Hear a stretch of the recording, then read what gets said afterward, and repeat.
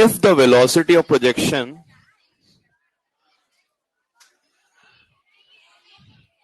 सबका तापमान 22 कर दो आप, और जो इसका क्या करना है, हाँ 22 करवा रहे हैं सबका 22। जिसको ठंड लग रही है उसको मैं मुर्गा बना दूंगा, अभी ध्यान रहे यार।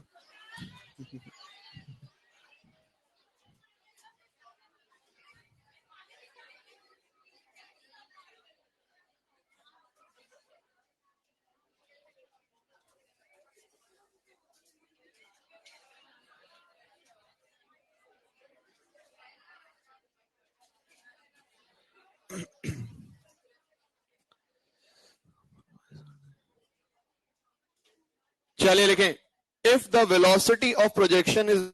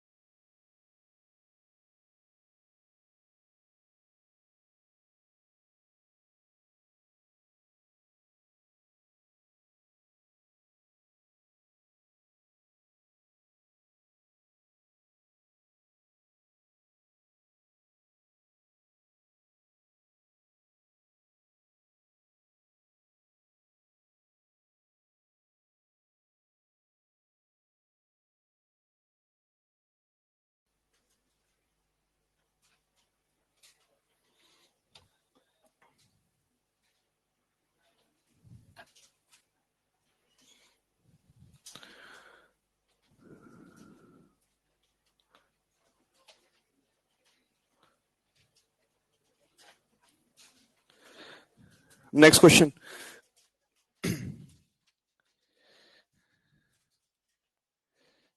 a particle is projected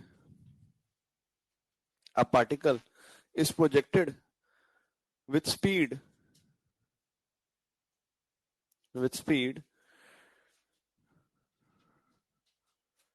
20 I cap plus 30 j cap, 20 I cap plus 30 j cap, and due to wind,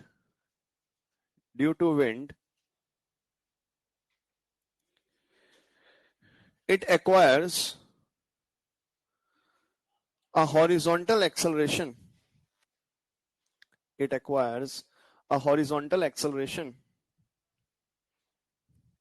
Of 2 meter per second square. Find the range of the projectile. Find the range of the projectile.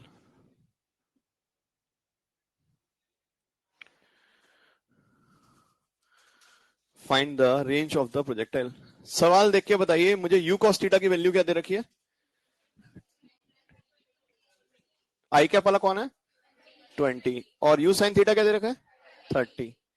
u sin theta 30. तो हमारा time तो vertical component से आता है, तो time का formula क्या होता है? 2u sin theta by g. ये हमें दे रखा है कितना? 30. g कितना है? 10. तो कितने टाइम में नीचे आएगा? 6 सेकेंड्स में। अब 6 सेकेंड्स में अगर स्पीड फिक्स होती तब तो 20 इंटू 6 आंसर कितना आ जाता? 120। बट क्या हॉरिजॉन्टल डायरेक्शन की अगर हम बात करें, यूनिफॉर्म स्पीड है या एक्सेलरेशन है? सो हॉरिजॉन्टल डायरेक्शन में जो यूएक्स है वो कितना है? 20। हॉरिजॉन्टल डायरेक्शन की एक्सेलरेशन कितनी है? 2 मीटर पर सेकेंड स्क्वायर। और टाइम कितना है? 6 सेकेंड्स। क्या हम डिस्प्लेसमेंट निकाल सकते हैं हॉरिजॉन्टल की? जो डिस्प्लेसमेंट होगी वही रेंज होगी। सो ये आ जाएगा UT plus half eighty square. बस किस दिशा की बात हो रही है? एक्स की। तो इसको लिख दिया रेंज। अभी तक हम सिर्फ यूएक्स टी लिखते थे, अब हमने ये भी जोड़ दिया। तो एक क्वेश्चन हमने विंड वाला कर लिया। 20 into 2 plus half into 2 into, sorry ये टाइम कितना है? 6 इंटू 6 का स्क्वायर। तो यह 120 प्लस 36, आंसर कितना आ गया? 156। अगर विंड नहीं होती तो वो रेंज हम R equal to U square sine two theta by G लगा सकते थे, बट विंड है तो इसलिए वो थोड़ा आगे जाके गिरा। हाइट और टाइम क्या रहेगा? सेम, क्योंकि टाइम किस पर डिपेंड करता है? वर्टिकल पे। टाइम में कोई चेंज नहीं आएगा, हाइट में कोई चेंज नहीं आएगा, सिर्फ चेंज किस में आएगा? रेंज में। Time will be fixed because it depends only on you sine theta. अगर बोलता विंड ऑपोजिट डायरेक्शन में है और डी एक्सेलरेशन है या रिटार्डेशन है, तो ए क्या लिखते हैं? -2। क्या लिखते हैं? -2। मॉडल दो।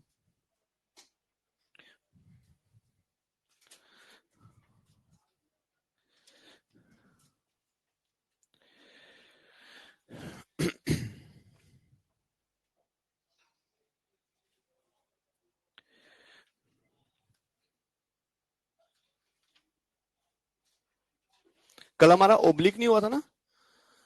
ओब्लिक का क्वेश्चन नहीं हुआ था ना, सिर्फ वेलोसिटी लिखवाई थी है ना? दिखाना कॉपी। ओब्लिक वाला क्वेश्चन किया था हमने। हाँ ये वाला किया था, एक टाइम वाला निकालने वाला, ठीक है। टाइम वाला निकालने वाला किया था, 6 सेकंड वाला, ठीक है।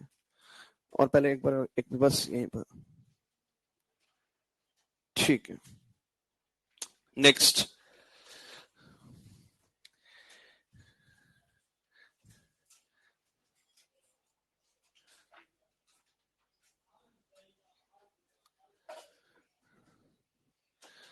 find the value of theta, find the value of theta so that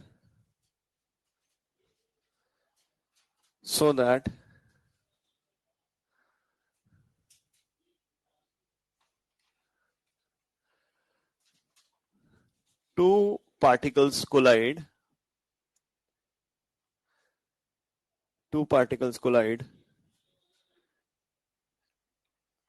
shown below, फटाफट से। कल हमने किया था ऐसा क्वेश्चन। आज एक एंगल कितना दे रखा है? 90। आई होप हो जाएगा। u1 sin theta 1 is equal to u2 sin theta 2। जल्दी से लगा दिया जाए।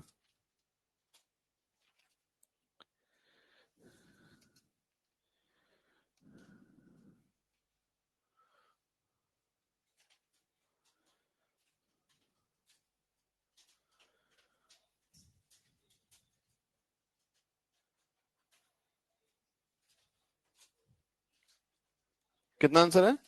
30। और वैल्यू भी निकालनी है टाइम की।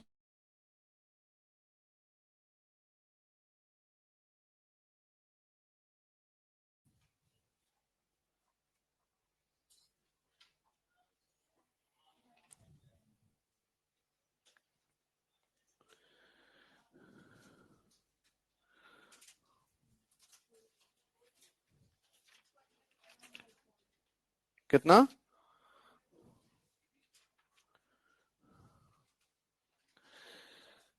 वन बाय 4 कैसे आएगा? हाँ, तो पहला तो हमने लगाया u1 sin theta 1 is equal to u2 sin theta 2। तो ये तो u1 है 20 और sin 90 हो गया 1 और 40 sin theta. So sin theta is 1/2।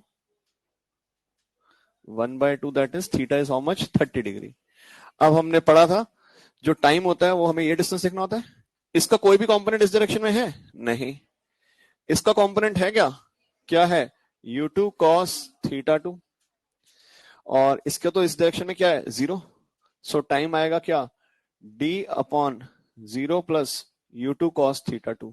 d कितना दे रखा है 5, और u2 है 40, cos 30, व्हाट इज cos 30, √3/2, सो आएगा 5/40 इंटू √3/2। आंसर क्या आएगा 1/4√3 सेकेंड।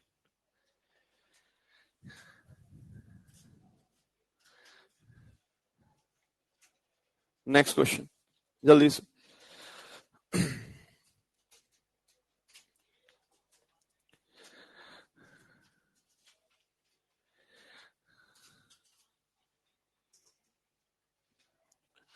लिखें,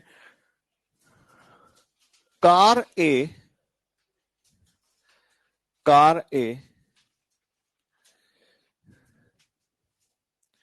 is at origin and going west. Car A is at origin and going west with 3 meter per second. 3 meter per second. Car B is 60 meter south. Car B is 60 meter south of car A and going north with 4 meter per second. Going north with 4 meter per second. Find the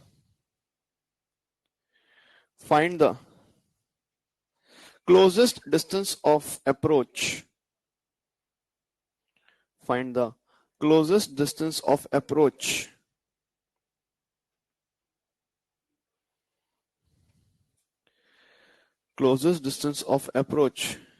between the two cars. पहले तो मुझे इसका diagram बताइए कैसे है। Car ए को मैंने मान लिया कहां पर है, ओरिजिन पर, और ईस्ट जा रही है वेस्ट। कितनी गति से 3 मीटर पर सेकेंड। तो मैंने कह दिया v1 कितना है 3। कार बी कहां पर है, ए से 60 मीटर साउथ, मतलब नीचे की तरफ। ये मैंने इस तरह दिखा दिया पेपर पे। कार बी यहां है और वो जा कर रही है ईस्ट वेस्ट नॉर्थ। कितनी स्पीड से 4 मीटर पर सेकेंड से। सवाल पढ़ना जरूरी। ये हमने कह दिया एक कार जा रही है इधर और दूसरी जा रही है कहां, नॉर्थ। कितनी स्पीड से 4 मीटर पर सेकेंड से। v1 कितना है 3 और v2 कितना है 4। अब इसको समझने के लिए इसके पाथ को इमेजिन करते हैं। ये इस लाइन पे मूव कर रही है कार और ये इस लाइन पर मूव कर रही है, हाँ है ना। अभी इनके बीच का डिस्टेंस ये है। थोड़ी देर बाद कार यहां पहुंच गई, ये यहां पहुंच गई, ये यहां पहुंच गई, तो ये डिस्टेंस आ गया। थोड़ी देर बाद ये यहां पहुंची, ये आ गया, ये आ गया, ये आ गया, ये आ गया। इन सब में से सबसे छोटा कौन सा है, हमें कैसे पता चलेगा। तो इसके लिए एक तरीका क्या है, सबसे पहले हम बचपन की एक प्रॉपर्टी देखते हैं। प्रॉपर्टी ये है, अगर कोई लाइन है और कोई पॉइंट है, इस पॉइंट से मैंने बहुत सारे डिस्टेंसेस लिए, मुझे बताइए सबसे छोटा डिस्टेंस कौन सा होगा। परफेक्ट। क्या ये सारे जानते हैं। अगर इस पॉइंट को मैंने रेस्ट पर लिया और ये पार्टिकल कोई चल रहा है तो इनके बीच में शॉर्टेस्ट डिस्टेंस क्या होगा, परपेंडिकुलर डिस्टेंस। बट दिक्कत यह है कि दोनों चल रहे हैं, तो मतलब एक को क्या लाना पड़ेगा, रेस्ट पे, फिर देखना आसान हो जाएगा। मेरा पॉइंट समझ पा रहे हैं सारे यार। सो मैंने कहा सपोज ए को रेस्ट पे लिया है। अब रेनमैन प्रॉब्लम पढ़ी है आपने यार, तो ए की वेलोसिटी इसको दे दे। सो मैंने क्या किया, इस फिगर में दिखाया, ए को रेस्ट पे ले आए, ए की वेलोसिटी का उल्टा इसको दे दिया, तो अब बी को ये मिल गया। ए 3 से इधर जाए या बी 3 से इधर जाए, एक ही बात है, दूर तो वही जाएंगे। तो ये मैंने लिख दिया था 3 मीटर पर सेकेंड और इसकी वेलोसिटी क्या आ गई 4। अब इनकी जो आगे वेलोसिटी नेट वो बीच में आएगी 5 आएगी। अब ये लाइन बन गई। अब ए से देखना है सबसे छोटा डिस्टेंस कौन सा होगा, परपेंडिकुलर। क्या मेरा पॉइंट समझ पा रहे हैं सारे। मुद्दा देखिए, ये हमें पता मैथ्स में कि अगर एक रुका हुआ है कोई एक स्ट्रेट लाइन में, सपोज ये ऑब्जर्वर है और मैं चल रहा हूं, तो मेरे इनका और मेरे बीच में शॉर्टेस्ट डिस्टेंस अब होगा, जब परपेंडिकुलर हुआ, अब फिर डिस्टेंस क्या हो गया, बढ़ने लग गया। तो मैंने एक को रोक दिया। किसको रोका यहाँ पर, ए को। ए को रोका, तो अब मैंने ये दिखाया ये 4 ये 3, तो इनका रिजल्टेंट कितना आएगा, 5। तो मतलब इसके रिस्पेक्ट में ये स्ट्रेट लाइन पे जाता हुआ दिखेगा। कितनी गति से, 5 से। ठीक। अब किसी तरह मैं ये एंगल निकाल लूं, क्या निकाल सकते हैं एंगल, बताइए what is tan theta. tan theta is equal to 3/4, यानी थीटा क्या आ गया, 37।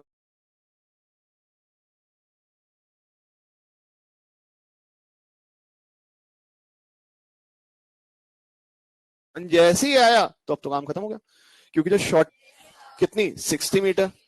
सो मैं इसको अलग फिगर में दिखा देता हूं एक बार और। तो अब मेरे को ये मिल गया कि भाई ये थीटा पता चल गया, थीटा कितना है 37 डिग्री, ये डिस्टेंस कितना है 60 मीटर, तो क्या ये शॉर्टेस्ट होगा। So D will be equal to what, d/60 is equal to sine 37। क्या डी की वैल्यू आ गई 60 साइन 37, यानी क्या 3/5, यानी कितना 36। बहुत पहले आया हुआ सवाल है, अपने मेडिकल में ही बहुत पहले आया हुआ सवाल है। यहां पर हमने क्या दोनों को चलाया है, एक को रोक दिया। अगर कार इधर ए से जाए 3 से जाए, इसका मतलब यही है कि ये रुक जाए और ये इधर 3 से जाए। अगर मैं 3 से इधर जा रहा हूं इनके रिस्पेक्ट में, तो मैं ये जिम कर सकता हूं कि मेरे रिस्पेक्ट में ये पीछे 3 से जा रहे हैं। तो वही हमने फंडा लगाया। ठीक, फटाफट से नोट कर लीजिए, ये आ जाएगा शॉर्टेस्ट या closest distance of approach.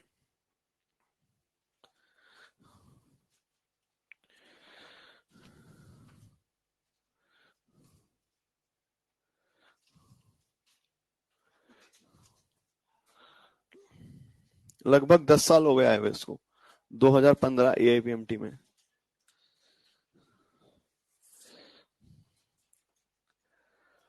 Question का कंसेप्ट समझ आ गया सबको। किसी तरह हमें थीटा निकालना है। वो थीटा कैसे निकलेगा, वेलोसिटी ऑपोजिट लगा के इनके बीच का रिलेटिव चला के। मुद्दा ये भी है कितने टाइम बाद होगा, कितने टाइम बाद होगा, पहले ये नोट कर लीजिए।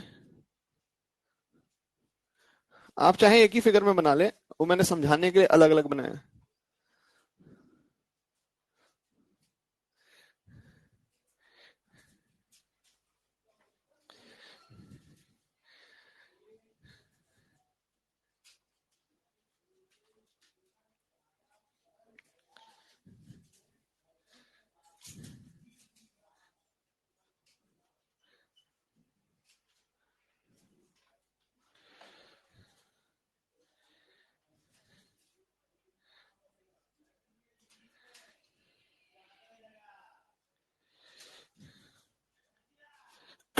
अब इधर देखना है, यहाँ पर यार एक क्वेश्चन अपने आप कॉमन सेंस से करना।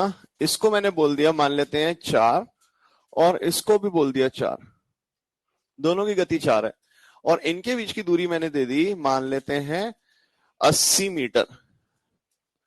तो हम कोशिश करते हैं जो पार्टिकल ओरिजिन पे है ना, उसको रेस्ट पे मान लें, क्योंकि वहां से दूरियां देखनी आसान रहती हैं। तो इसको रोकने के लिए 4 नीचे इधर आ रहा है, तो इसका मतलब बी 4 से ऊपर जा रहा है। तो मैं एक डायग्राम अलग करके दिखाता हूं हमेशा, ताकि आपको ध्यान रहे। अब मैंने ए को रोक दिया, तो अगर ए इधर 4 से आ रहा था, अब बी को चलना पड़ेगा ऊपर 4 से, ताकि इनके बीच का गैप उसी रेट से कम हो, और 4 से ऑलरेडी जा रहा था। क्या अब हमें थीटा मिल गया, क्या थीटा मिल पा रहा है। सो ये आ जाएगा रिजल्टेंट बीच में, दिखने लगेगा आपको बहुत जल्दी जल्दी, आसान लगने लगेगा। 4√2 इसी पाथ पर जाएगा, और ये थीटा आएगा, व्हाट विल बी थीटा, बिल्कुल tan theta is equal to 4/4 यानी 1, यानी theta is how much 45 degree. अब अगले डायग्राम में मैं ये दिखा सकता हूं कि अब अगले डायग्राम में ये एंगल कितना आ गया 45, और ये दूरी कितनी है 80 मीटर। तो क्या हम ये d निकाल सकते हैं। सो d/80 is equal to what, sine 45. So d is equal to how much, 80 into 1/√2, यानी कितना आ गया 40। ये मैं अलग अलग फिगर क्यों बना रहा हूं, ताकि आपके दिमाग में रहे प्रोसेस क्या है। पहले हमने क्या किया, ये फिगर दे रखा था, एक को रोका, दूसरे को चलाया, तो ये रिलेटिव निकाल लिया। अगले स्टेप में ये थीटा निकालने के बाद हमने क्या किया, डी निकाल लिया। बस प्रोसेस क्लियर रहे, फटाफट से।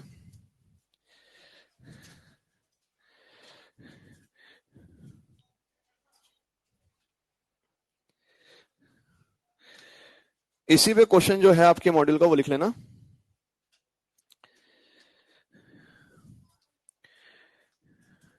पेज 153 एक्सरसाइज 2 का क्वेश्चन नंबर 4।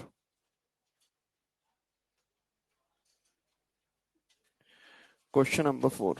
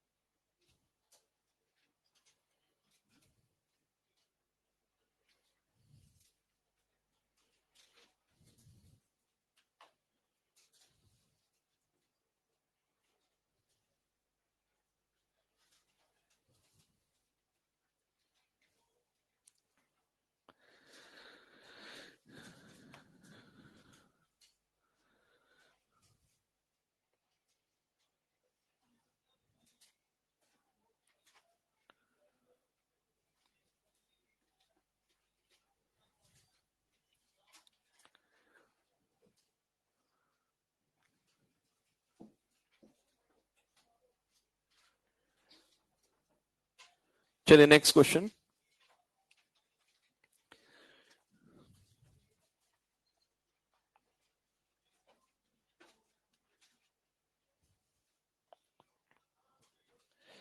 लिखें,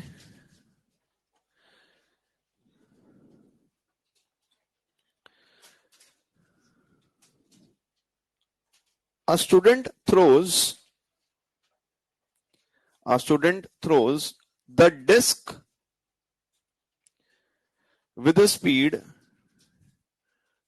20 meter per second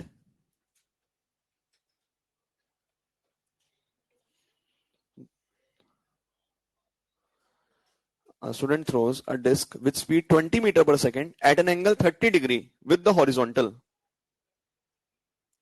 at an angle 30 degree with the horizontal and the disc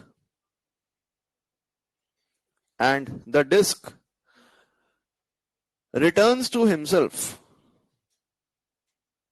and the disc returns to himself.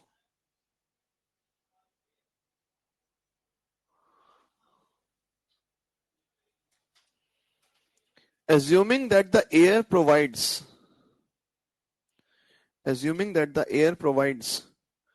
constant acceleration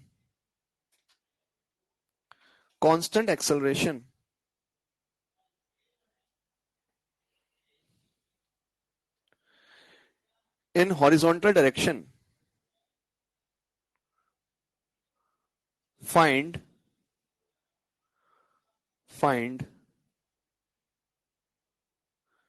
first part total time of flight, second part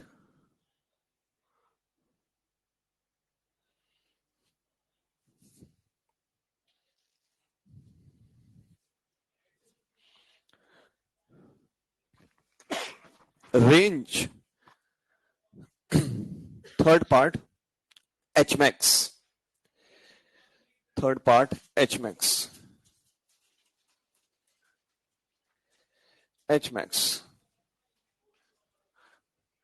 question समझ लेते हैं क्या हुआ। एक बच्चे ने एक डिस्क को प्रोजेक्ट किया कितनी स्पीड से 20 मीटर पर सेकंड से, कितने एंगल पर 30 डिग्री, और वो वापस उसके हाथ में आ गई। ये कैसे संभव है? वो वहीं नहीं खड़ा है। जैसे बचपन में भी देखा होगा आपने, मोगली फेंकता था तो वो घूम के उसके हाथ में आ जाता था। तो ऐसा कैसे संभव है? ये कहना क्या चाहता है? इस पूरे पाथ आपको कुछ भी ना समझ आए, कहना क्या चाहता है कि जो उसकी रेंज है वो क्या है? 0। अगर मैंने कोई चीज फेंकी और वापस मेरे हाथ में आ गई तो डिस्प्लेसमेंट क्या है? जीरो। एक्स डायरेक्शन की डिस्प्लेसमेंट क्या हो गई? जीरो। सो कहना ये चाहता है कि किसी भी पाथ पे गई हो, जो रेंज है वो क्या है? जीरो। ये कहना चाहता है। अब मेरे को कुछ नहीं करना। क्या मेरे को एक्स डायरेक्शन के लिए स्पीड पता है इसकी? एक्स डायरेक्शन में यू क्या है? 20 cos 30। ये किस डायरेक्शन का लिख रहे हैं? एक्स का। सो क्या है वैल्यू आ गई 10√3। मुझे क्या चाहिए? एक्सेलरेशन। क्या मुझे डिस्प्लेसमेंट पता है? जीरो। क्या टाइम पता है? पता है। टाइम मैं जानता हूं वर्टिकल कंपोनेंट से आता है, और वर्टिकल में तो कोई भी चेंज नहीं आया, तो यहां तो हम टाइम लगा सकते हैं। तो 2 × 20 × sin 30 कितना आ गया? 10। तो आंसर कितना आएगा? 2 सेकेंड्स। तो मतलब ये टाइम भी मुझे मिल गया। कितना? 2 सेकेंड्स। क्या एक्सेलरेशन आ जाएगी? ये मेरा सोचने का तरीका है। जो उसने लिखा एयर की डिस्टेंस है वो किस डायरेक्शन में है? हॉरिजॉन्टल। तो उससे टाइम में कोई परिवर्तन नहीं आएगा। टाइम का तो एक ही फॉर्मूला लगाएंगे, कौन सा? 2u sin θ/g। अब एक तरह से ऐसा हो गया कि जैसे मैंने एक बॉल को फेंका, वो रुकी, फिर वापस आ गई। ये जैसे ग्रेविटी में ऊपर फेंका, पहले ऊपर गई, फिर कहां गई? नीचे। तो अब एक एयर रेजिस्टेंस है। जैसे एयर रेजिस्टेंस यहां से है, आपने कोई बॉल को फेंका हॉरिजॉन्टल में, कितनी गति थी हॉरिजॉन्टल में? 20 cos 30, यानी कितनी? 10√3। थोड़ी देर बाद इसकी गति क्या हुई? कम। फिर और कम, फिर क्या हो गई? जीरो। फिर ये पीछे आने लगा और इवेंचुअली कहां पहुंच गया? यहीं। और इतनी देर में जो ऐसे गया था, और इसी बात पर क्या आ जाएगा? वापस आ जाएगा। जिस बात पर गया था उसी बात पर क्या आ जाएगा? वापस आ जाएगा। क्या मेरा पॉइंट समझ पा रहे हैं सारे? सो यहां पर सिर्फ एक चीज का ध्यान रखना है, हमें रेंज को क्या करना है? जीरो। रेंज को जीरो किया तो इक्वेशन लगा दी, एस बराबर क्या? UT plus half VT. शून्य 10√3। टी कितना है? 2। एक्सेलरेशन अपने आप नेगेटिव आएगी, देखना। तो ये आ गया 2a इज इक्वल टू -20√3, और एक्सेलरेशन क्या आ गई? -10√3। चेक कर लीजिए आराम से। सवाल केवल लैंग्वेज के लिए दिया गया। हमने क्रिस गेल वाला क्वेश्चन कर लिया था, जो उसने 6 मारा था? नहीं, वो भी कर लेते हैं। फटाफट करो, आज हमारा कंप्लीट हो जाएगा पूरा पोर्शन। सिलेबस आपको कल ही बता दिया था। क्या क्या था सिलेबस, बताना एक बार। Basic maths, kinematics. Basic maths पूरा या अधूरा? पूरा। काइनेमेटिक्स पूरा। एनएलएम और वर्क पावर एनर्जी पूरा या अधूरा? अधूरा। आज डेट क्या हो गई? 23। और आपका टेस्ट कब है? 8 तारीख को।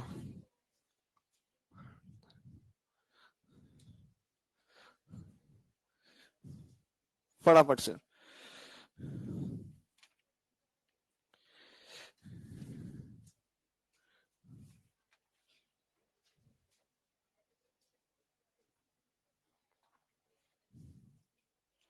एक मंकी प्रॉब्लम भी रह गई है ना अभी इसमें, प्रोजेक्टाइल में मंकी प्रॉब्लम नहीं हुई ना अभी?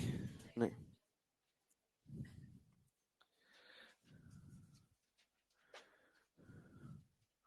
फटाफट।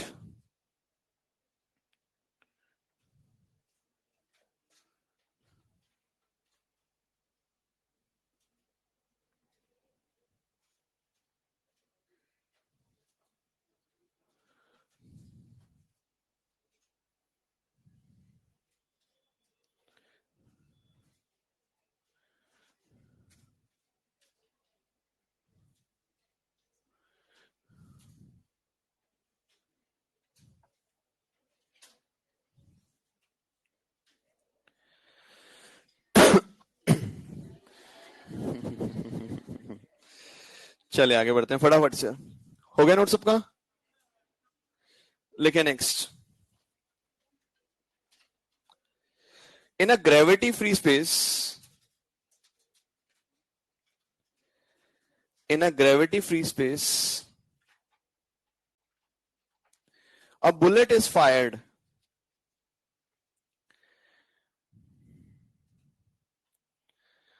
in a gravity free space, a bullet is fired at an angle theta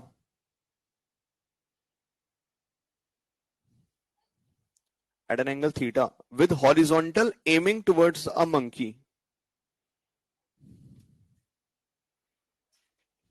With horizontal aiming towards a monkey. The bullet will hit the monkey. The bullet will hit the monkey if first option, चार options हैं, पहला option if monkey falls down, if monkey falls down at the same instant,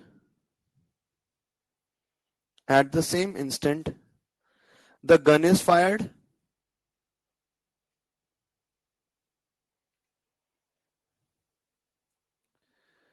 Second option, monkey falls down after the gun is fired.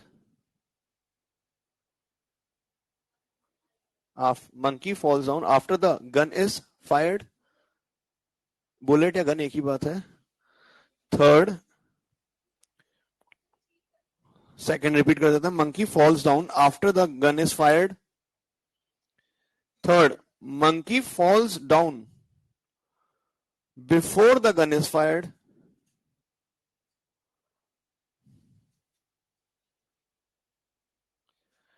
Monkey falls down before the gun is fired. चौथा, monkey remains stationary.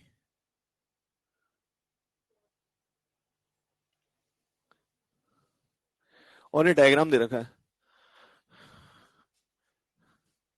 ये diagram दे रखा है कि ये gun, ये bullet, और ये M कर रखा है किसके ऊपर, एक मंकी के ऊपर. एंगल दे रखा है थीटा. क्या ग्रेविटी है या नहीं है? नहीं. ठीक. अगर मैं बात करूं यहां पर इसकी एक्सेलरेशन क्या है, जीरो बुलेट की, क्योंकि ग्रेविटी नहीं है. इसकी एक्सेलरेशन भी क्या है, जीरो. तो रिलेटिव एक्सेलरेशन तो जीरो है. क्या इसी लाइन के लॉन्ग वेलोसिटी है इनकी? हाँ. तो मतलब ये अगर बैठा रहेगा तब तो इसको हिट करेगा, तब तो क्या करेगा, इसको हिट करेगा. बट अगर ये नीचे चलने लगा जैसी बुलेट फायर की, तो क्या ये बुलेट ऊपर से क्रॉस कर जाएगी? क्या बुलेट का पाथ चेंज होगा या यही रहेगा? यही रहेगा. सो अब इसको इसी पाथ पर रहना है, स्टेशनरी रहना है. आंसर क्या आएगा? 4. कोई दिक्कत थी नहीं इसमें. बट मुद्दा हमारा अगला क्वेश्चन था. ये क्वेश्चन इसलिए कराया ताकि ये it will act as a processor. मुद्दा हमारा अगला क्वेश्चन है जहां ग्रेविटी होगी. अब क्या होगी? ग्रेविटी. यहां तो सिंपल सी बात है, मंकी को अपने स्थान पर ही रहना पड़ेगा. अगर वो हिल गया तो बुलेट नहीं लगेगी. अगर मैंने इस प्रोजेक्टर पे बुलेट फायर की इसी लाइन के लॉन्ग, तो लाइन ऑफ बुलेट तो चेंज होगा नहीं. ग्रेविटी हम मान रहे नहीं है, ग्रेविटी नहीं है. बुलेट मेरी इस पाथ को फॉलो नहीं करेगी. बुलेट क्या फॉलो करेगी? Straight line. तो ये प्रोजेक्टर वही है तो उसको हिट करेगा. मान लो जैसे मैंने बुलेट फायर की और प्रोजेक्टर की रॉड टूट गई, तो प्रोजेक्टर कहां गिरेगा? नीचे. हाँ या ना? ठीक. अब अगला क्वेश्चन, गिरेगा नहीं चलेगा, ये कहना चाह रहे हैं. एच मैक्स सेम रहेगा. वो वर्टिकल कंपोनेंट की चीजें सारी सेम रहेंगी. यूज कर sine square theta by 2g. ठीक है. हाँ, यूज कर sine square theta by 2g. जो भी वर्टिकल कंपोनेंट है, पिछले सवाल में इन्होंने बोला कि एक्सेलरेशन तो आ गई, एच मैक्स भी पूछा हुआ था. एच मैक्स का फॉर्मूला क्या है? U square sine square theta by 2g. क्योंकि वर्टिकल कंपोनेंट चेंज नहीं होगा. मतलब वर्टिकल कंपोनेंट विंड की वजह से या एयर की वजह से चेंज नहीं होगा. जो ग्रेविटी का काम चल रहा है वही चलता रहेगा. ठीक. सो इसका आप चाहें तो अपने बाद में कंप्लीट कर लीजिएगा, फॉर्मूला वही है. अब अगला क्वेश्चन, इसका आंसर तो 4 टिक कर दो. अगला,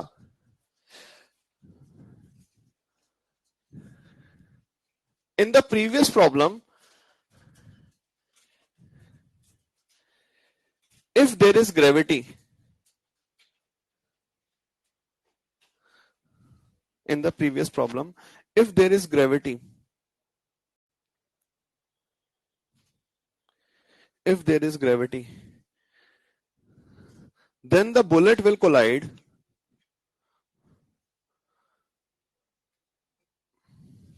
then the bullet will collide or hit the monkey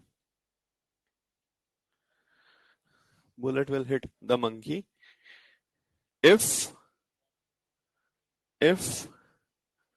चारों ऑप्शन फिर से लिख दो, चारों ऑप्शन फिर से लिख दो, बहुत ही स्टैंडर्ड क्वेश्चन है ये।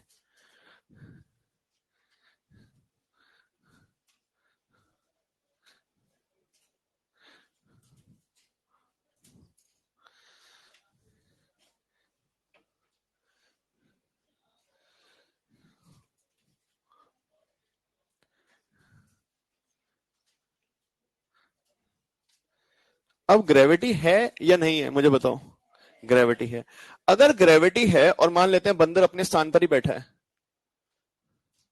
और किसी मूर्ख ने जिसने प्रोजेक्टाइल नहीं पढ़ा उसने बुलेट फायर की इसी की लाइन के लॉन्ग, अब ग्रेविटी है, क्या बुलेट का पाथ स्ट्रेट लाइन होगा या पैराबोला? क्या मंकी को लगेगा? नहीं। तो अगर मंकी को बैठे रहना है और बुलेट को लगना भी है तो पहली चीज जो एंगल है वो तो ज्यादा होना चाहिए ताकि ये इस प्रकार इसको क्या करे, हिट करे। बट क्वेश्चन में हमें दिया है एंगल यहीं पर है, एंगल तो नहीं बदला। अब ये जो चलाने वाला था वो तो मूर्ख है, क्यों? क्योंकि उसने एम किसकी तरफ कर रखा है? बंदर की तरफ। बट बंदर महामूर्ख है क्योंकि जैसे उसने बुलेट फायर की उसकी आवाज से वो नीचे कूद गया। हाँ है ना? अगर वो बैठा रहता तो बच जाता क्योंकि बुलेट नीचे गिर जाती। अब अगर हम चाहते हैं कि बुलेट इसको हिट करे तो बंदर को भी क्या करना पड़ेगा? फॉल करना पड़ेगा क्योंकि दोनों की ग्रेविटी जी है, दोनों की रिलेटिव क्या हो जाएगी? 0। तो वो टकराएगा। तो अब ये कब टकराएगा? आंसर क्या आएगा? The moment monkey falls down just when the bullet is fired। जो भी ऑप्शन है कोई है? फर्स्ट वाला जैसी जस्ट आएगा है ना? पहला वाला पढ़े क्या ऑप्शन है? At the same instant the gun is fired. First वाला ऑप्शन आएगा, टिक कर लीजिए।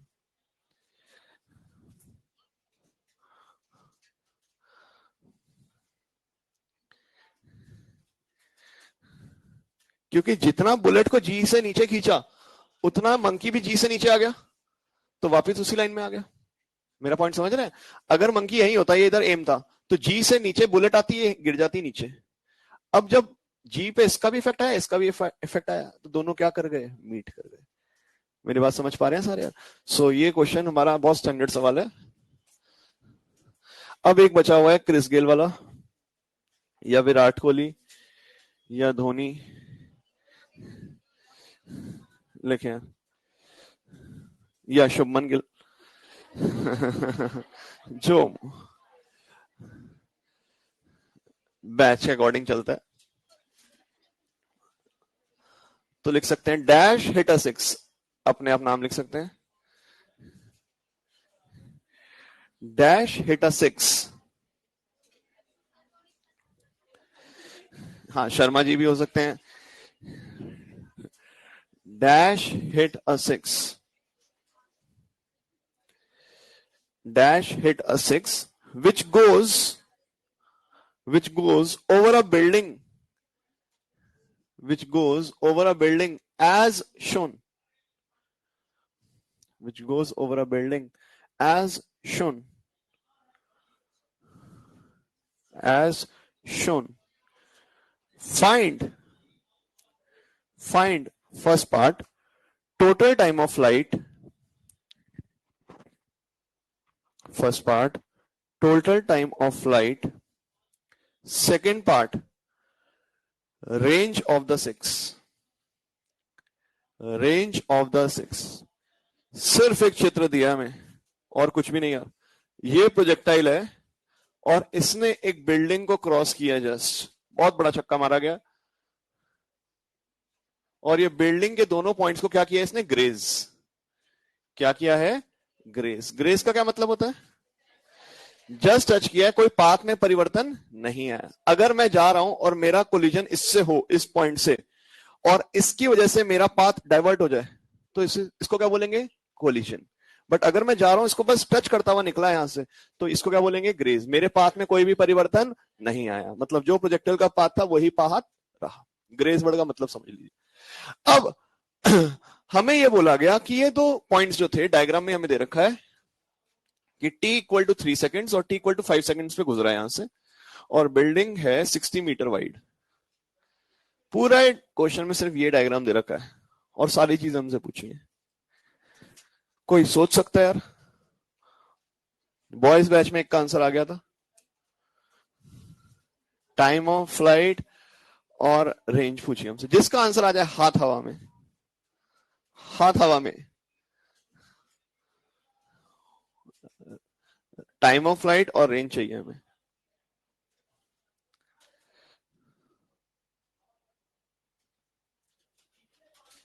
और कुछ भी नहीं दिया हुआ क्वेश्चन में।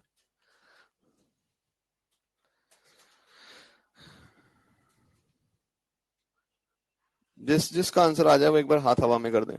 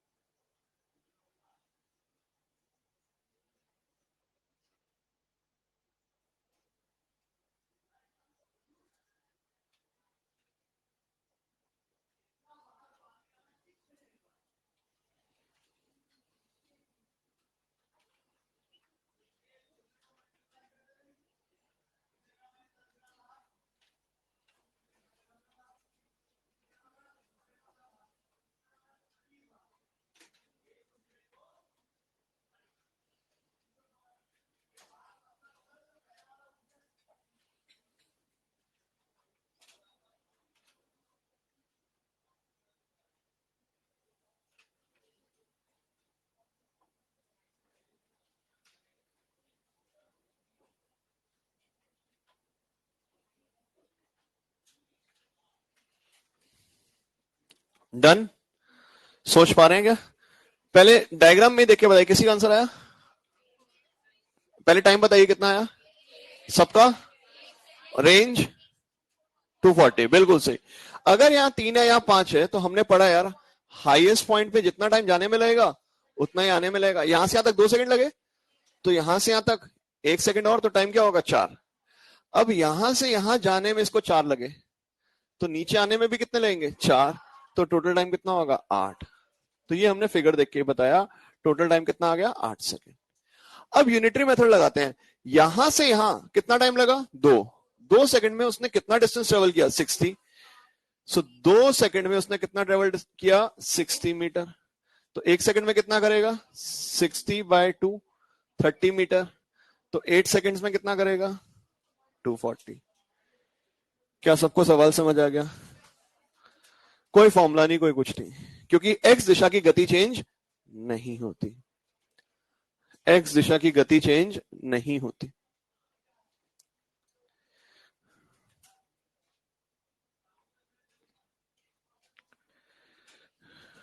फटाफट गर्ल्स।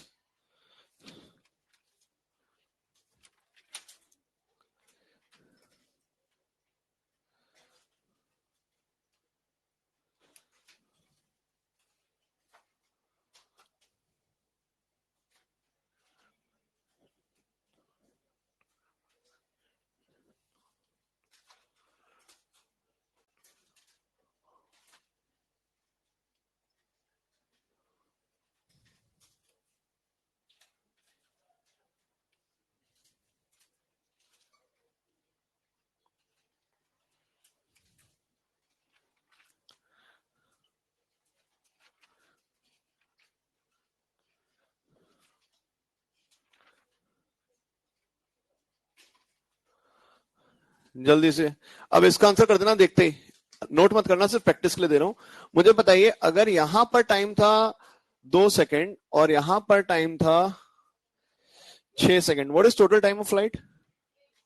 8। दोबारा मिड में 4 आ गया, तो यहां 4, तो यहां कितना आएगा 8। या डायरेक्टली जो भी 2 टाइम दिए उनको ऐड कर दो, 3 और 5 कितना हो गया 8, 2 और 6 कितना हो गया 8। ठीक। और अगर ये दूरी दी है हमें, मान लेते हैं 80 मीटर, तो 2 सेकंड में कितना चला है 80, तो 8 सेकंड में कितना चलेगा?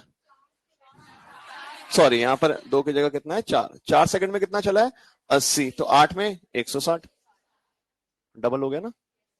क्या सारे सहमत हैं यार? ठीक है। और हमने ऐसा डायग्राम वाला कोई और क्वेश्चन किया है क्या? नहीं। लिखे एक और क्वेश्चन जल्दी से, ये सारे मिसलेनियस सवाल चल रहे हैं यार। लिखें पहला question, a particle is projected with velocity u at an angle theta. A particle is projected with velocity u at an angle theta with the horizontal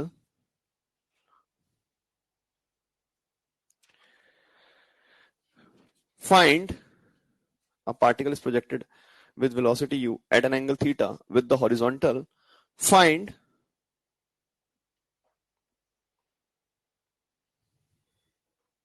the time when it is traveling, find the time when it is traveling perpendicular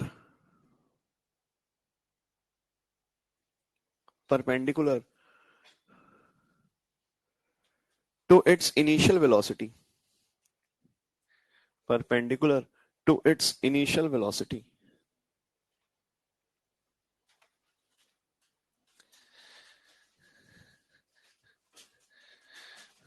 Perpendicular to its initial velocity. सवाल देख लेते हैं क्या है। मान लेते हैं एक पार्टिकल को प्रोजेक्ट किया इधर यू से और वो इस प्रकार आया। थोड़ी देर के लिए इमेजिन करते हैं ये एंगल 60 डिग्री है, तो अब ये अगर हॉरिजॉन्टल से इस समय नीचे 30 डिग्री पर जा रहा है, तो इस लाइन पर मैंने एक दिखाया v, कितने एंगल पर है 30, और इसको यहां ले आया, तो ये हॉरिजॉन्टल से कितना ऊपर है 60। क्या दोनों के बीच में 90 बन गया? तो मतलब ये वो कंडीशन अचीव हो गई। क्या मेरा पॉइंट समझ पा रहे हैं? अगर एक 60 है तो दूसरा क्या होगा 30, एक 70 है तो दूसरा क्या होगा 20, एक थीटा है तो दूसरा क्या होगा 90 माइनस थीटा। तो मतलब हमारा सवाल ये कह रहा है यहाँ थीटा है तो यहाँ एंगल क्या होगा 90। क्या सारे सहमत हैं? अब सबसे पहले चीज, जब भी मेरे से बोलता है दो चीजें परपेंडिकुलर हैं, u और v परपेंडिकुलर हैं, तो मेरे दिमाग में डॉट प्रोडक्ट आता है। क्यों? क्योंकि परपेंडिकुलर में डॉट प्रोडक्ट क्या होता है 0 होता ही नहीं होता। तो ये तो पहले मेथड लगाते हैं, इसमें दिमाग नहीं खर्च होता। तो मुझे बताइए क्या हमें u लिखना आता है इसका? बताइए u का फॉर्मूला क्या लिखवाया था? u cos theta i plus u sin theta j, and what is v vector? u cos theta i plus u sin theta minus gt j। क्या? तो मैंने ये वैल्यू डाल दी। u की जगह क्या लिखा? u cos theta i, u sin theta j, dot dot u cos theta i plus u sin theta minus gt j। अब यार मुझे ये बता दो, what is i dot i 1, what is j dot j 1, what is i dot j, i dot i 1। तो हमने i वालों को मल्टीप्लाई किया क्योंकि i डॉट i क्या होता है 1, सो u into you you square और cos स्क्वायर थीटा, और इसको मल्टीप्लाई किया तो ये हो जाएगा u sin थीटा, मल्टीप्लाई कर दूं डायरेक्टली, स्क्वायर हो गया, minus u sin theta into G T, किसके बराबर 0। क्या सारे सहमत है? अगर u स्क्वायर कॉमन ले लूं, what is cos square plus sine square, लिख दो directly, cos square plus sine square is 1, और इसको इधर भेज दिया तो क्या आ गया u sin theta G T. क्या इस u को भी एक कैंसिल कर सकते हैं? क्या रह गया sin theta G T, what is t, u by g sin theta. ये आ गया आंसर। फटाफट से, ये सारे मिसलेनियस क्वेश्चन हो रहे हैं।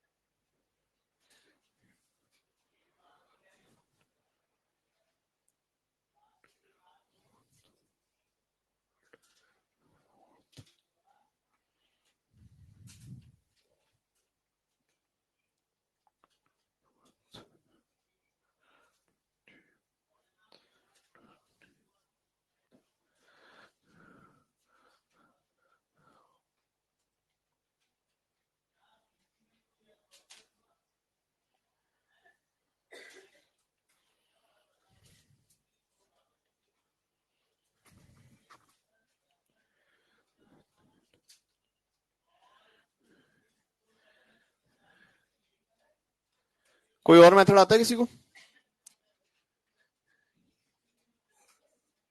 आता है किसी और को कोई और मेथड?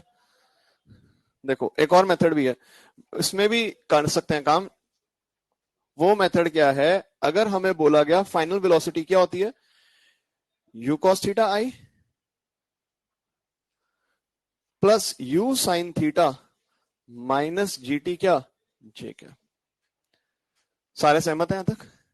अब मुझे बताइए, जब ये कंपोनेंट मैंने लिखा, इस समय ये ऊपर की तरफ होगा या नीचे की तरफ? मतलब ये नेगेटिव होगा। नेगेटिव होगा तो कौन बड़ा होगा, gt। तो मतलब ये वाला जो कंपोनेंट होगा वो क्या होगा basically, gt minus u sine theta. और ये वाला कंपोनेंट क्या है, u cos थीटा। हाँ या ना? और इसके बीच का एंगल क्या है, 90 माइनस थीटा। अगर ये 90 माइनस थीटा है तो ये क्या होगा, थीटा। सहमत है? अब मैं डायरेक्टली यहाँ tan थीटा लगा सकता हूं। What is tan theta, u cos theta upon gt minus, यहां से भी वही आएगा, आप सॉल्व करोगे तो ये बन जाएगा क्या, साइन बाय कॉस। और ये देखिए ऊपर जाके क्या हो जाएगा, u cos स्क्वायर थीटा। ये क्या हो जाएगा, u साइन स्क्वायर थीटा और gt साइन थीटा। बट इसमें दिमाग खर्च होता है, इसलिए मैंने ये नहीं बताया था। इसीलिए मैंने मेथड 1 बताया था। डॉट प्रोडक्ट लेना क्या रहता है, आसान रहता है। मेथड 2 भी है, एक और भी है मेथड 3, बट नहीं। अब ये क्वेश्चन अगला देखें कौन करता है, नोट कर लीजिए फटाफट से, जल्दी से।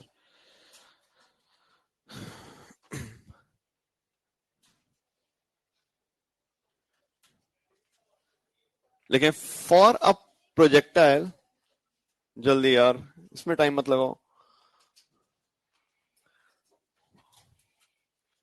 For a projectile projected from ground, for a projectile projected from ground, the graph between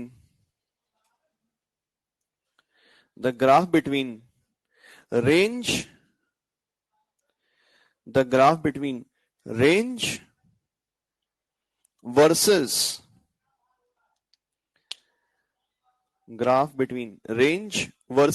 the angle of projection,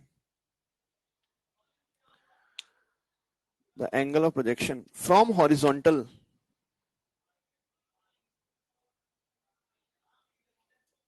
angle of projection from horizontal is shown.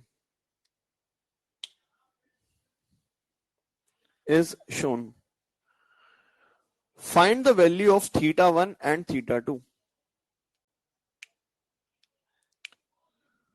Find the value of theta 1 and theta 2. और ये diagram दे रखा है हमें।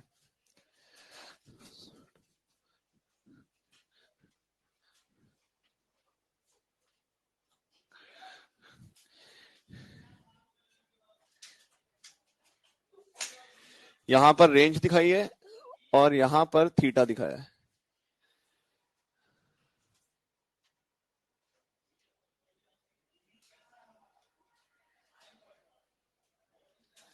ये projectile की photo नहीं है, ये वैल्यूज है थीटा वर्सेस रेंज की।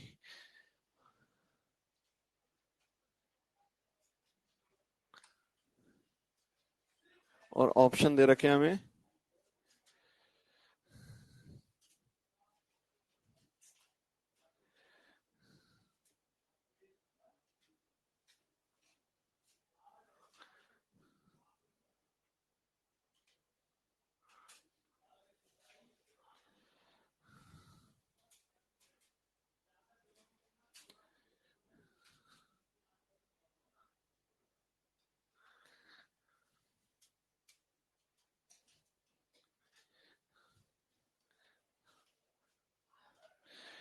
अच्छा सवाल है, दिमाग खर्च करें।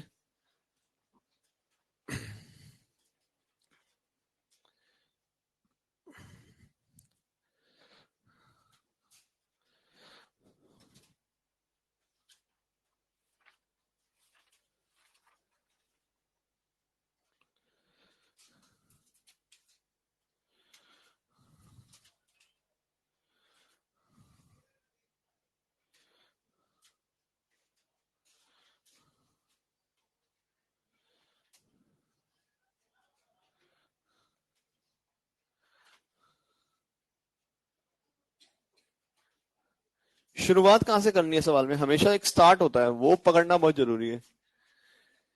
क्या सवाल में यू दे रखा है? नहीं। क्या यू निकाल सकते हैं? कहां से? हमें मैक्सिमम रेंज दे रखी है, रेंज बढ़ते बढ़ते मैक्सिमम कितनी है? 250। तो इस सवाल में मेरे को शुरुआत ऐसे करनी है, आर मैक्स दे रखा है कितना? 250। क्या आर मैक्स का फॉर्मूला पता है? U square sine 2 theta by G, और इसकी वैल्यू क्या होती है? 1। मतलब यू स्क्वायर बाय जी की वैल्यू दे रखी है मुझे कितनी? 250। जी डाल दिया 10, तो यू स्क्वायर कितना आ गया?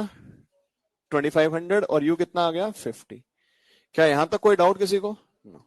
अब अगला क्वेश्चन ये बोला है कि किसी एंगल थीटा पर रेंज 200 है, तो रेंज का फॉर्मूला क्या होता है? U square sine 2 theta by G. अब रेंज कितनी डाली? 200। यू स्क्वायर निकाल चुके हैं कितना? 2500। यू 50 है, तो यू स्क्वायर क्या है? 2500। साइन 2 थीटा बाय जी कितना है? 10। What is sine 2 theta? देख के बताइए। 200 बाय 250, 54 जा 55। सो साइन 2 थीटा आ गया 4/5। कितने पर होता है 4/5? कितने पर? 53। अच्छा, इसमें एक एंगल ये डाल देना यार। 53 है ना, तो हाँ डला तो हुआ है यार 53। 53 डला हुआ है, यानी हो गया 26.5 और 62.5, ये भी डाल देना। हाँ, इसलिए संघर्ष में थे। अच्छा, निकाल चुके थे सारा काम। बहुत बढ़िया, बहुत बढ़िया। आज लोग कह रहे हैं इसलिए तो सर हम फंसे हुए थे। उन्होंने क्वेश्चन भी पूरा नहीं उतारा होगा अभी। थीटा कितना आ गया? 26.5। 26.5 आ गया तो दूसरा एंगल क्या होगा? 90 माइनस थीटा। सो 90 माइनस थीटा यानी 90 माइनस 26.5 यानी 62.5 डिग्री। 63.5 होना चाहिए अदर, है ना? 63.5। 63.5। सवाल समझ आ जाना चाहिए। ये प्रोजेक्टाइल की फोटो नहीं दी, ये बोला जैसे जैसे थीटा बदल रहे हैं रेंज क्या हो रही है? बदल रही है, उसको प्लॉट किया गया।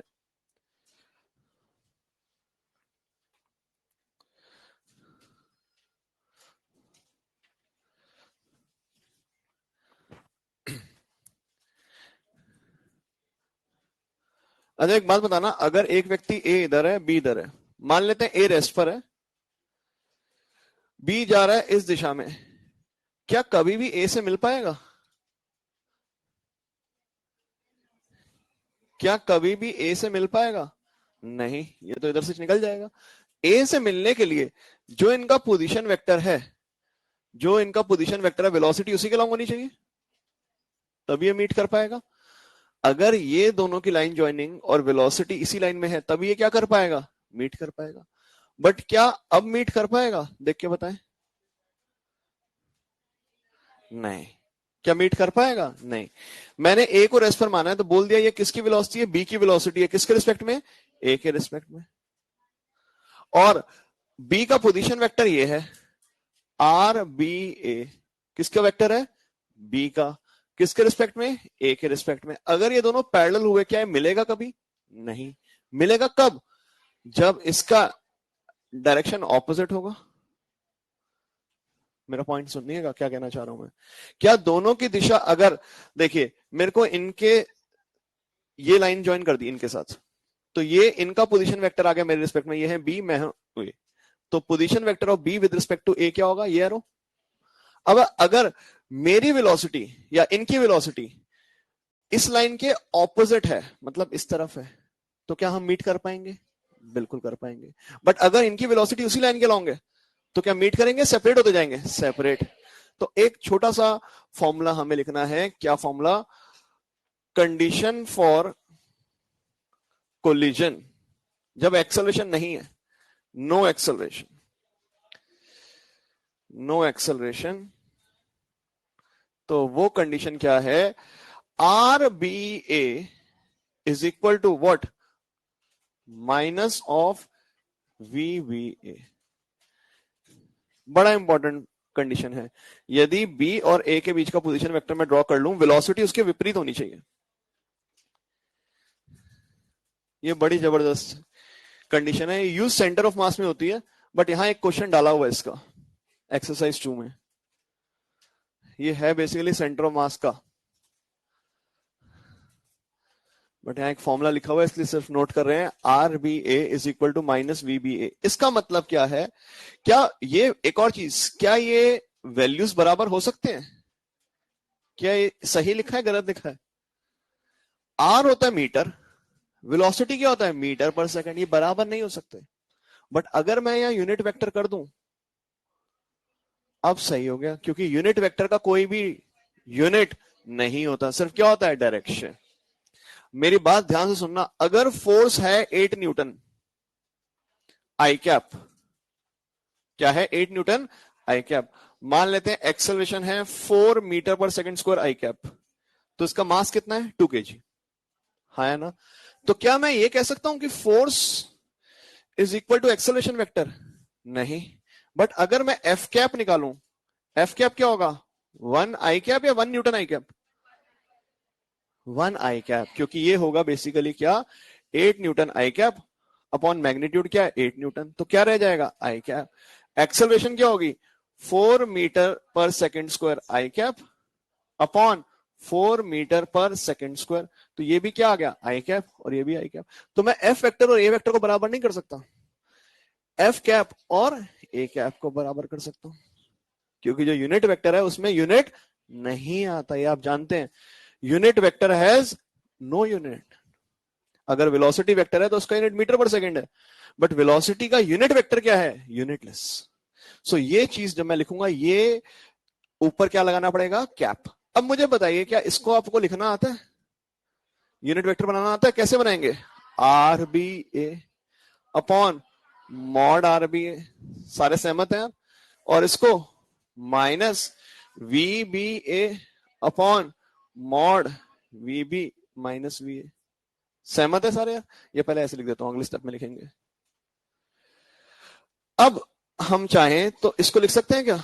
बताइए क्या लिखेंगे? R B minus R A, इधर V B minus V A, और आगे माइनस है, हाँ है ना? और ये लगा दी ब्रैकेट अपॉन, बताइए क्या लिखते हैं इसको? क्या ऐसे लिख सकते हैं? ऐसे लिख सकते हैं क्या? और क्या ये सही है? चेक करिएगा। आप अंडर रूट में भी लिख सकते हो। क्या ये भी सही है? बिल्कुल सही है। क्या ये माइनस अंदर चला जाएगा? सो हम देखो क्या रिजल्ट लिख पा रहे हैं। R B minus R A upon mod R B minus R A is equal to what?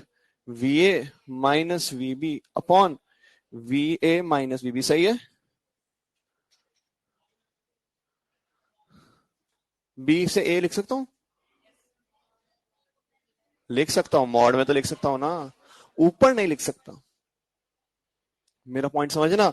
नीचे ये लिखा हो तो भी सही है क्योंकि मॉड है, और ये लिखा हो तो भी सही है। ऊपर जो ऑर्डर है वही रहेगा, एक का बी माइनस ए है तो दूसरे का क्या होगा, ए माइनस बी। अब मेरी बात सुनिएगा ध्यान से, मैं यहां पर कुछ भी कर सकता हूं। अब मेरे को यहां सोच के बताना, सी और डी को कोलाइड करना है, क्या ये कंडीशन सही लिखी है मैंने, R C minus R D equal to V D minus V C, यहां तक तो सही है। अपॉन मॉड, या कुछ भी लिख दो क्योंकि मॉड है, जो मर्जी इच्छा है वो लिख दो पहले। नीचे आपके पास ऑप्शन है मॉड है, मॉड दोनों का क्या रहेगा सेम, इधर का भी मॉड सेम है, इधर का भी मॉड सेम है, बट ऊपर तो डायरेक्शन है। क्या 2i कैप और माइनस 2i कैप का मॉड सेम है, बिल्कुल। तो मैंने नीचे क्या लिखा है मॉड, तो नीचे चाहे मैं ये लिखूं, क्या ये सही है, बिल्कुल सही है। मेरा पॉइंट समझ पा रहे हैं सारे यार। सो ये याद रखना, सिर्फ ऊपर वाले में जो नंबर हैं वो इंटरचेंज होंगे। यहां बी ए है तो यहां क्या होगा, ए बी। अगर 1 2 होता, यहाँ 1 2 तो यहाँ क्या होता 2 1। नीचे कुछ भी लिख सकते हैं, नीचे कुछ भी लिख सकते हैं। तो फटाफट से लिख लीजिए, ये सेंटर ऑफ मास में आता है यार, बट यहां पर दिया हुआ है तो एक करना पड़ेगा। 2 सवाल बचे हमारे आज के, फटाफट।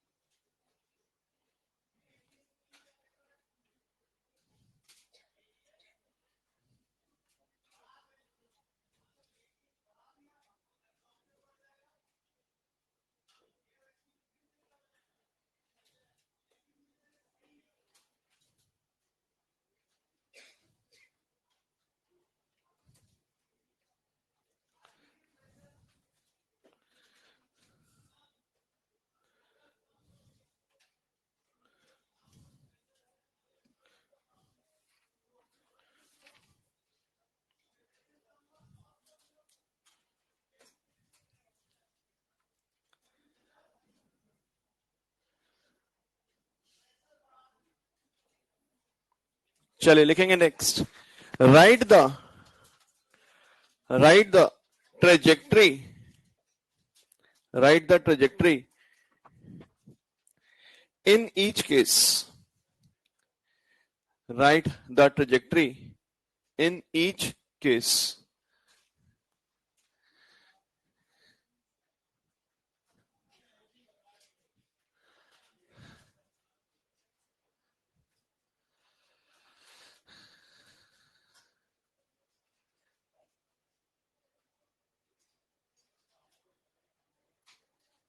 पहला part, y equal to 40 and x equal to T. उद्देश्य है टाइम को गायब करना, दोनों में से टाइम को गायब करना है। कैसे किया जा सकता है, दोनों को डिवाइड कर दें, या तो डिवाइड कर दिया तो y बाय एक्स किसके बराबर आ गया 40 बाय टी, यानी y किसके बराबर आ गया 4x। ये कौन सी इक्वेशन होती है, स्ट्रेट लाइन। सो मतलब पार्टिकल बेसिकली किस में मूव कर रहा है, स्ट्रेट लाइन। बिल्कुल स्ट्रेट फॉरवर्ड, हमें किसको गायब करना है, टी को। अगला आप गायब करिए y equal to 4t² and x equal to T.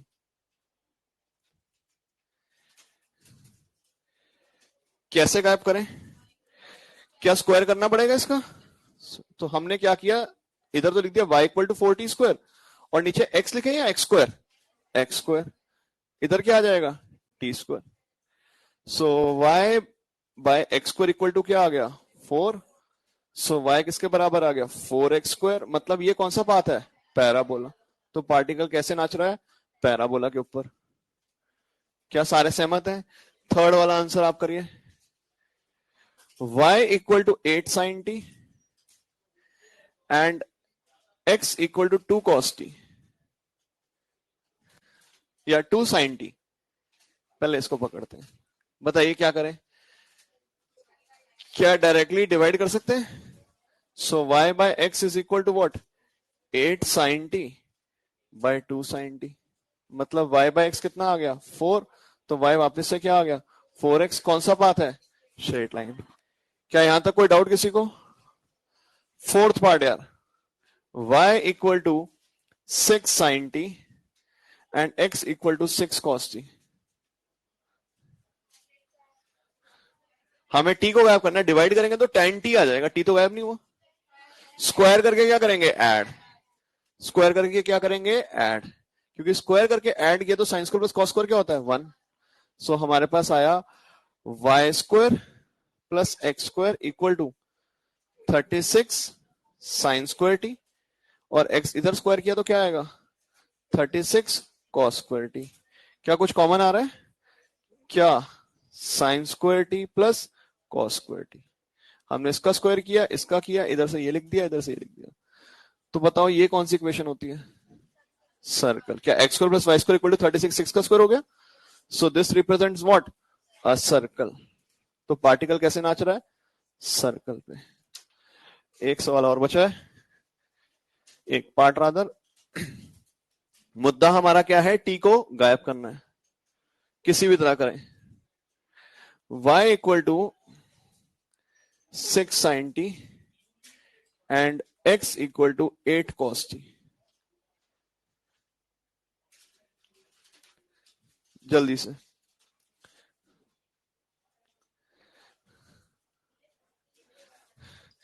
कैसे बनेगा? स्क्वायर करेंगे तो कैसे होगा? कॉमन तो आएगा नहीं। पहले इसको इधर भेजेंगे। ये लिखा y बाय 6 किसके बराबर? sin t। क्या लिखा? x by 8 cos t। अब स्क्वायर करके ऐड किया।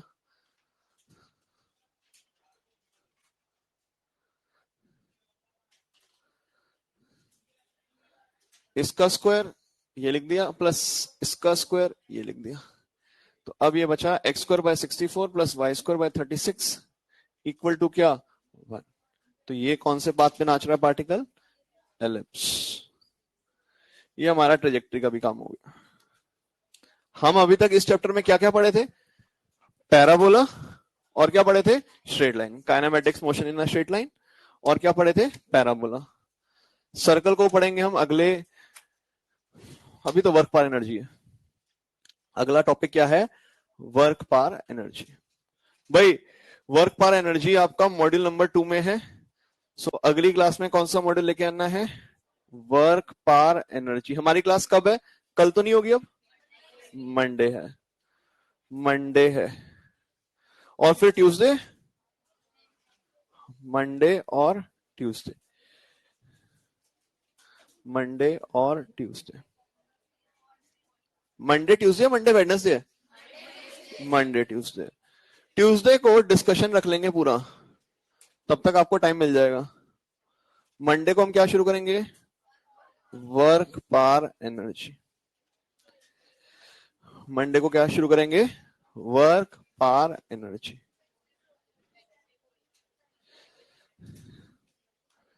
मंडे को टेस्ट तो नहीं है ना? छुट्टी तो नहीं है ना आपकी? नहीं। अब क्यों क्यों पूछ रहे हैं यार? कभी भी हो जाती है अब आपकी। ठीक है। और डिस्कशन वाले दिन ही एनसीईआरटी के कुछ पॉइंट लिखवा देंगे इसी में, है ना? एनसीईआरटी के कुछ पॉइंट अच्छा पेज छोड़ना पड़ेगा?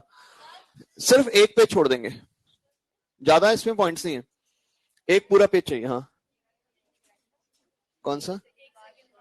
सेम वही है, देखो डिस्कशन में करा दूंगा, ये डुएबल है, खुद ही करना है बोला।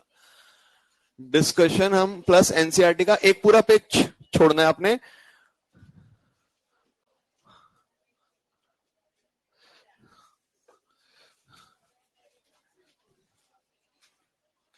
आज का लास्ट सवाल जल्दी से, एनसीईआरटी एग्जाम्पलर का लिखें। अ पार्टिकल, ये एनसीईआरटी का एग्जाम्पलर है। A particle is projected from ground, a particle is projected from ground with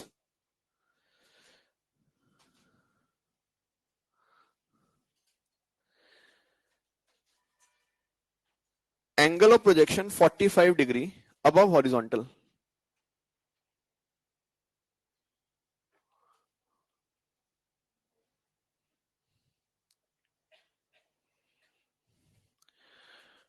With angle 45 degree above horizontal, and it falls on the ground after some time.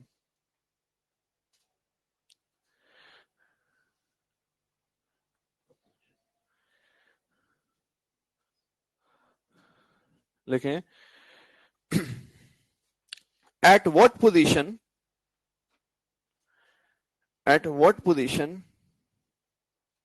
during its motion it will have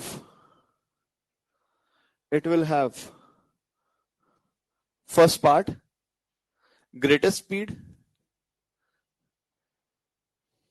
second part smallest speed, third part greatest acceleration, fourth part greatest acceleration, fourth part repeat the previous problem, if it is projected from top of a building. If it is projected from top of the building. हाँ जी, शुरू कर देंगे। पहले part का answer बोलें। पहले part में ground से फेंका हुआ है। क्या पूछा है? Greatest speed. कहां पर स्पीड ज्यादा होगी? हाईएस्ट पॉइंट पर या बॉटम पर? बॉटम पर। तो आंसर क्या आएगा? पॉइंट ऑफ प्रोजेक्शन, और यहां पर भी वही स्पीड होगी, एंड पॉइंट ऑफ लैंडिंग। दो आंसर आएंगे, एक तो जब फेंका था तब, और एक जब जमीन पर पहुंचेगा तब। हाईएस्ट पॉइंट पर कुछ काइनेटिक एनर्जी किसमें कन्वर्ट हो जाएगी? पोटेंशियल में। तो काइनेटिक क्या होगी? कम होगी। तो स्पीड क्या होगी? कम। तो सबसे ज्यादा स्पीड कहां पे होगी? शुरू में और अंत में। सेकंड पार्ट का क्या आंसर है? क्या पूछा है? स्मॉलेस्ट। तो हाईएस्ट पॉइंट पर, कोई संदेह नहीं। थर्ड पार्ट क्या है? Greatest acceleration. आंसर क्या आएगा? Same everywhere. एक्सेलरेशन तो जी ही है, सेम एवरीवेयर। ऊपर से लेके नीचे तक इसकी एक्सेलरेशन क्या है? जी। हर समय क्या है इसकी एक्सेलरेशन? जी। अर्थ इसको किससे खींच रही है? जी से। सो एक्सेलरेशन क्या रहेगी? सेम। अब अगर हमसे बोला फोर्थ पार्ट में इसको रूफ से फेंका है, तो अब आप मुझे बताइए फोर्थ पार्ट में ग्रेटेस्ट स्पीड कहां होगी? क्या अब ग्रेटेस्ट स्पीड अगर हम बात करें पॉइंट ऑफ प्रोजेक्शन पे होगी या पॉइंट ऑफ लैंडिंग पे? सो आंसर क्या आएगा? Point of landing. Minimum speed कहां होगी? वो तो हाईएस्ट पे ही होगी। मिनिमम स्पीड कहां पर होगी? हाईएस्ट पॉइंट पर। और गर्ल्स, एक्सेलरेशन सेम एवरीवेयर। इन दोनों पार्ट में क्या आंसर का परिवर्तन आया? पहला वाला, ग्रेटेस्ट स्पीड। यहां पर इधर भी ग्रेटेस्ट है और इधर भी ग्रेटेस्ट है, यहां पर केवल यही ग्रेटेस्ट है, क्योंकि लेवल से और नीचे आ गई तो पोटेंशियल किसमें कन्वर्ट हो गई? काइनेटिक। क्या क्लियर है ये बात? ये आपका एनसीईआरटी का एग्जाम्पलर था।